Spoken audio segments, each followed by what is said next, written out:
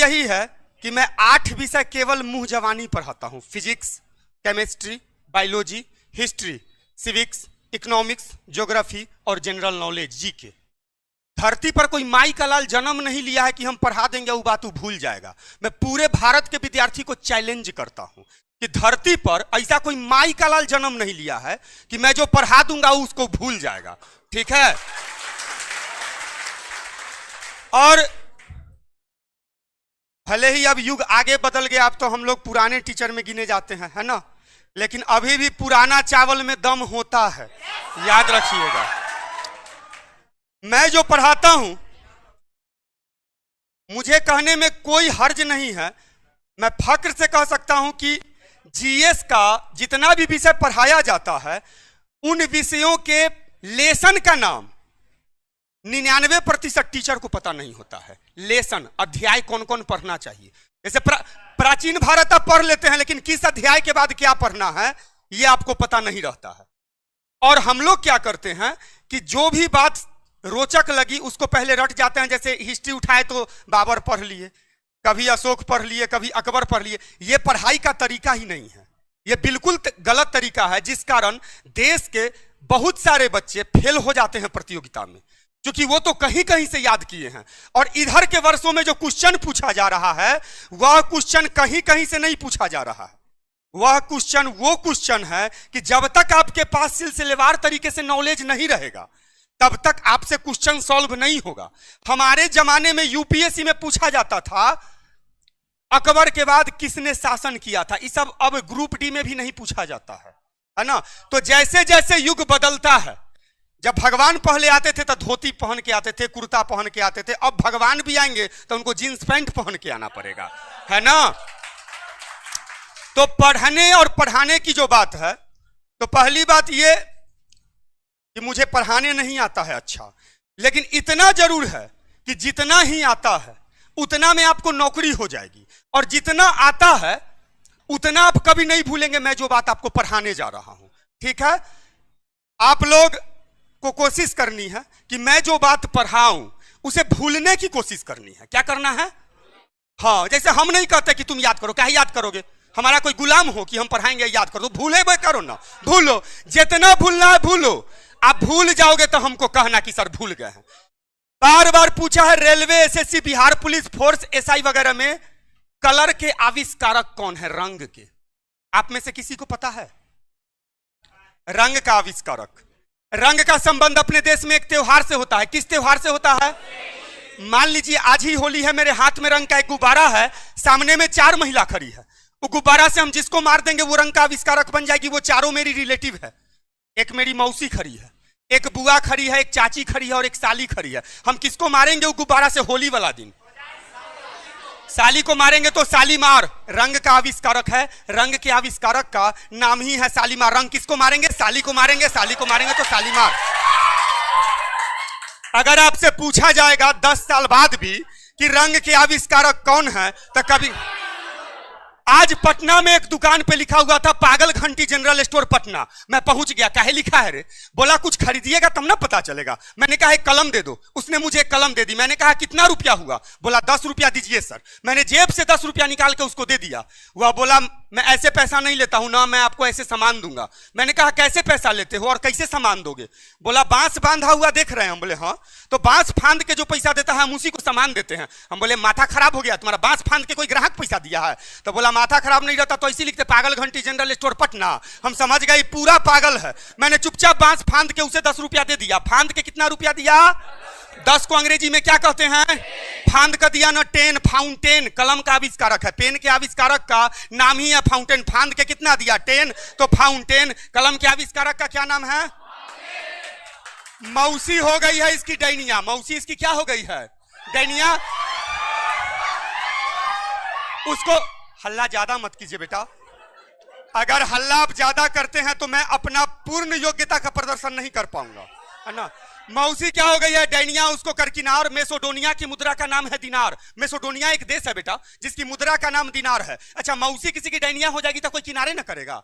कि क्या आ मौसी गर्मी बहुत है चबा जाओ हमको, ऐसा कोई कहता है? नहीं ना। आज हमारे एक मित्र सुबह सुबह साइकिल से जा रहे थे, मैंने कहा मित्र कहाँ जा रहे हैं? उन्होंने कहा गुस्सा मत चढ़ाइए, वाइफ मेरी भोरे भोरे फरार हो गई है। मैंने कहा क्या बात करते हैं, किधर फरार हो गई? तो उन्होंने कहा मायके भाग गई है। मैंने कहा क्यों गई है सर? तो उन्होंने कहा मिलन करने गई है पापा मम्मी से। और काहे जाएगी सर? किस चीज से जा रहे थे? साइकिल से। मैडम कहाँ गई? मायके। काहे गई? मिलन करने। मायके गई मिलन करने, तो मैक मिलन साइकिल का आविष्कारक है, साइकिल के आविष्कारक का नाम ही है मैक मिलन। सब औरत मायके में जाकर मिलने ना करती है।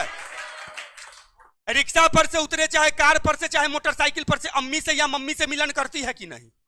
किसी को देखे हैं मायके पहुंच के मोटरसाइकिल पर से उतर के मम्मी को उठा के पटक देती हो? ऐसा कोई करती है क्या? मायके में जाके क्या करती है? मिलन। तो मैक मिलन साइकिल के आविष्कारक का क्या नाम है? सबका पंखा स्विच ऑन करते हैं तो चलता है, मेरा वाला पंखा पागल हो गया है, खाली हिलता है। हिलता है तो हीलर पंखा का आविष्कारक है, पंखा के आविष्कारक का नाम ही है हीलर। हिलते रहिए। सबका चलता है, हमर वाला हिलता है, हिलता है तो हीलर ही पंखा का आविष्कारक है। आज मैंने भारत ऑस्ट्रेलिया का फाइनल मैच सुनने के लिए एक रेडियो खरीदी। एन वक्त पे वो रेडियो नहीं चला। गुस्सा इतना चढ़ा कि अंत में मारा कोनी से रेडियो चलने लगा। मारा किस चीज से? कोनी से। मारकोनी रेडियो का आविष्कारक है, रेडियो के आविष्कारक का नाम ही है मारकोनी। इसी बल्ब के कारण पिछली रात मेरा और मेरी वाइफ के बीच झोटा झोटा हुआ झगड़ा हो गया।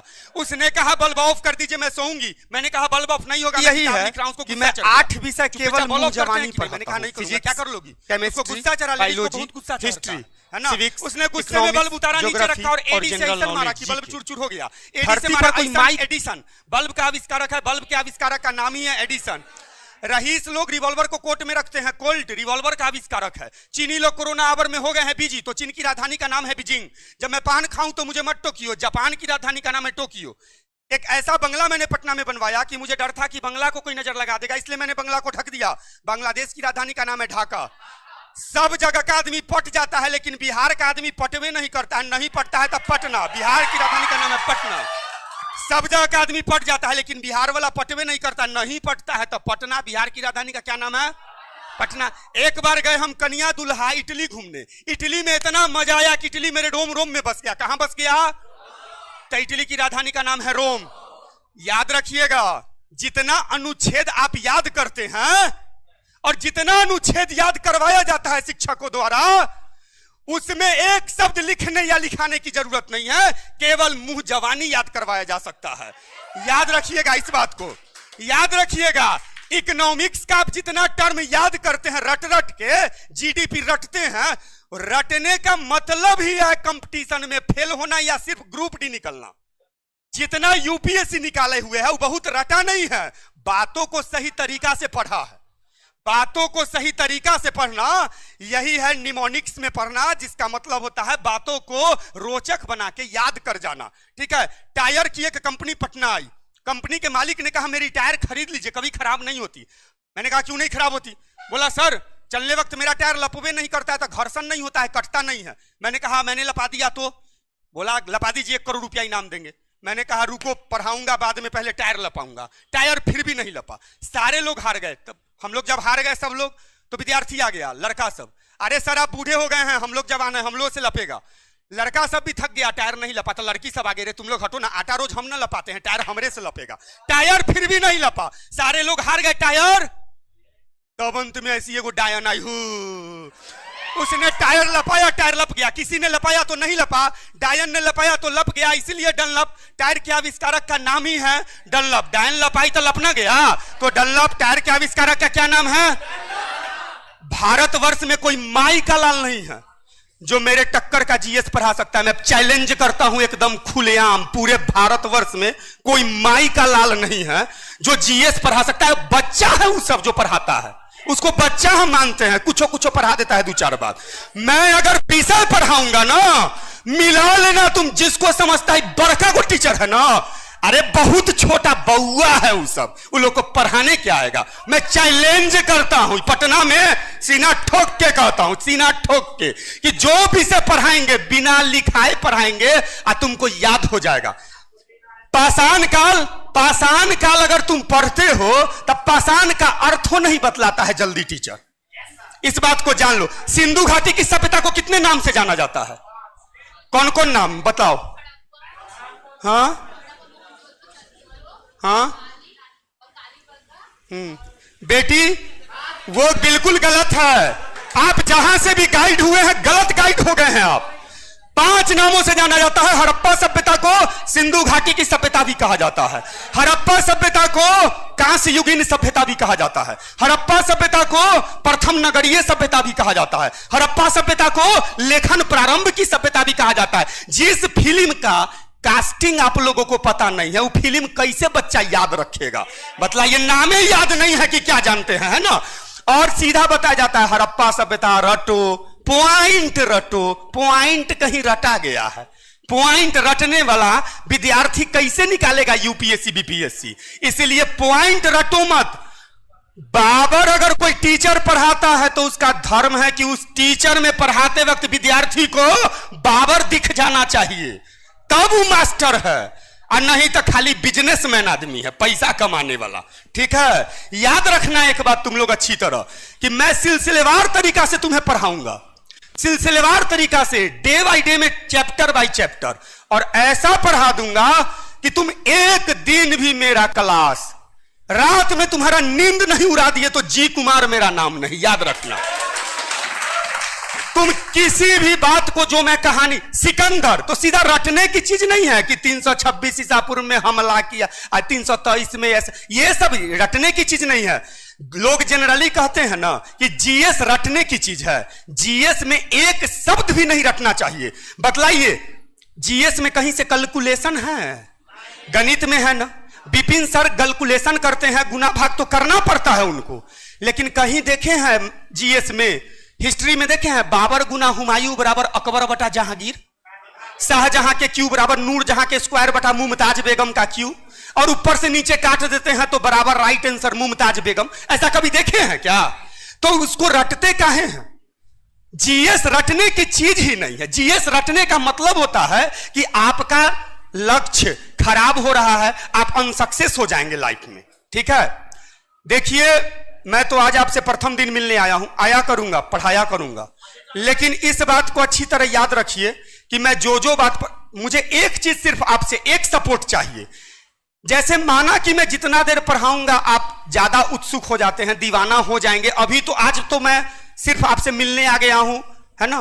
तो पहले हिस्ट्री पढ़ाऊंगा, पूरा सिलेबस हिस्ट्री का, फिर polity, economics, geography, GK, physics, chemistry, biology, ये 8 विषय मैं स्वयं आके आपको पढ़ाऊंगा। और जिस दिन आपको मेरे क्लास में ऐसा लग जाए कि आज न सर, कल से थोड़ा सा कम अच्छा पढ़ाए हैं, उस दिन मुझे कह देना, मैं पटना की धरती पर लात नहीं रखूंगा उसके कल होकर से। ये मेरा एकदम वादा है आपसे, मेरा एकदम आपसे कमिटमेंट है कि अगर आपको लग गया कि सर कल जो आप पढ़ाए थे उससे थोड़ा सा कम अच्छा आज लग रहा है पढ़ाई, तो मैं पटना की धरती पर पैर नहीं रखने वाला व्यक्ति हूं, स्वाभिमानी व्यक्ति हूं। ठीक है, तो आप लोग मुझसे पढ़ने को तैयार हैं?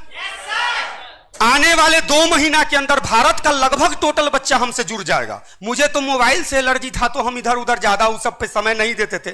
हालांकि विपिन सर मेरा एक चैनल खोल दिए थे 2 साल पहले, उस पर भी मैंने ध्यान नहीं दिया, फिर भी लगभग 9000 बच्चे मुझे देखते हैं जब मैं कुछ भी बोलता हूं, लेकिन मैं मन से उस पर समय नहीं देता हूं। लेकिन आपको समय दूंगा, देश को प्रमाणित करूंगा कि जीएस मुझे सबसे बेहतरीन पढ़ाने आता है। यह प्रमाणित करना पड़ेगा मुझे। ठीक है, और इसके लिए आप लोग का भी सहयोग चाहिए, आपका साथ चाहिए हमको। ठीक है, और बतलाइए, 1 मिनट बतलाइए, आप में से कोई भौतिक राशियां ऐसा ही मात्रक तो 9th में ही पढ़े थे ना?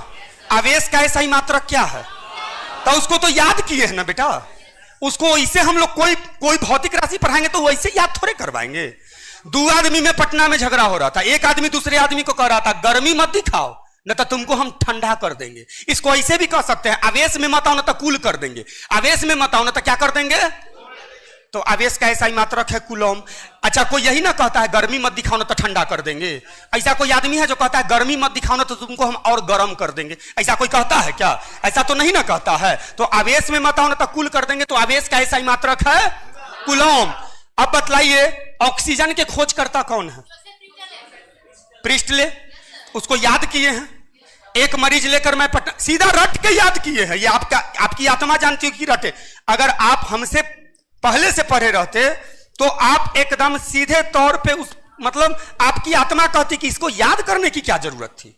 आज मैं एक मरीज लेकर पटना आया, मरीज की स्थिति बड़ी खराब थी। मैंने कहा डॉक्टर साहब इसको देख लीजिए। डॉक्टर साहब ने कहा इसको कोरोना हो गया। मैंने कहा डॉक्टर साहब तो क्या करना होगा? उन्होंने कहा ऑक्सीजन लगेगा। मैंने कहा लगा दीजिए। उन्होंने कहा पहले फी जमा कर दीजिए। मैंने कहा सर अब मैं फी लाने जाऊंगा, वहां से आऊंगा, तब तक तो मरीज मर जाएगा ऑक्सीजन के बिना, आप ऑक्सीजन लगाइए, हम फी ला के देते हैं। उन्होंने कहा यहां वैसा नहीं होता है, पहले पैसा फिर ऑक्सीजन। मुझे बहुत गुस्सा चढ़ा। मैंने गुस्से में पिस्टल निकाला और बोला ले। क्या निकाला? पिस्टल। और बोला ले प्रिस्टले, ऑक्सीजन का आविष्कारक है, ऑक्सीजन के आविष्कारक का नाम ही है जोसेफ प्रिस्टले। तो पिस्टल निकाला, बोला ले प्रिस्टले, ऑक्सीजन के आविष्कारक का क्या नाम है? प्रिस्टले। तो ऐसे ही बात को याद करना है। जैसे आप समझ लीजिए अगर पाषाण काल आप पढ़े हैं, पढ़ाई में अगर पाषाण काल किए हैं, तो उसमें आपने सीधा याद कर लिया है कि आदमी मानव ने सबसे पहले आग की खोज की। ये कोई तरीका थोड़े है पढ़ने का। आग की खोज की तो सिनेमा में कैसे देखते हैं, उसका सीन देखते हैं। तो आग की खोज को सीन में हम बतलाएंगे। वो एक समय बांधेंगे जब आप में से 100% बच्चा को ऐसा लगेगा कि हम पाषाण काल का आदि मानव है, टोटल को लगेगा हम उस युग में चले गए हैं। तब ना कहानी में इंटरेस्ट आएगा। खेती की शुरुआत कैसे हुई, सीधा रट जाते हैं। रटना नहीं है, बातों को रटने से इस बात की गारंटी हो जाती है कि आप भूल जाएंगे। इसलिए रटिए नहीं, किसी भी बात को मुंह जवानी ही याद करना है। और क्या मुझसे मुंह जवानी पढ़ने को तैयार हैं? तो हम आपको वचन देते हैं कि मुंह जवानी हम सारे विषय को याद करवाएंगे। सबसे पहले मैं हिस्ट्री पढ़ाना चाहता हूं आप लोगों को, ठीक है? क्योंकि हिस्ट्री बहुत चैलेंजिंग विषय होता है लोगों के लिए। इस पर कहावत भी है, हिस्ट्री ज्योग्राफी दो बेवफा, रात को पढ़ो दिन को सफा। तो ये बात मैं प्रूव कर दूंगा कि हिस्ट्री बेवफा नहीं है। न टीचर इस प्रकार पढ़ाते हैं, न इस प्रकार बच्चा पढ़ता है कि उसको याद हो, ठीक है? तो मैं आप लोगों को सिलसिलेवार तरीका से 22 सिलेबस हिस्ट्री कल से पढ़ाने जा रहा हूं, ठीक है? और आपको कुछ लाना नहीं है, मेरे क्लासरूम में कॉपी कलम, उसका सारा टॉपिक मुंह जवानी ही याद करवाऊंगा। पाषाण काल अगर शब्द बोलूंगा तो पाषाण काल क्या होता है उस पर मैं पहले 5 मिनट स्पीच दूंगा, ताकि उस चीज से आपका लगाव जुड़ जाए, ठीक है? तो आप लोगों को कल से मेरा क्लास मिलेगा। और 2-4 बात पढ़ना चाहते हो? पढ़ना चाहते हैं? पढ़ाई का तरीका कैसा लग रहा है? झकास लग रहा है। चलिए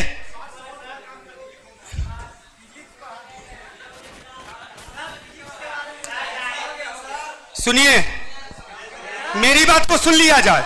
मैं आपकी भावनाओं की कदर करता हूं सर, कि मैं बोलने का थोड़ा थोड़ा तो सब पे आज बोल ही रहा हूं।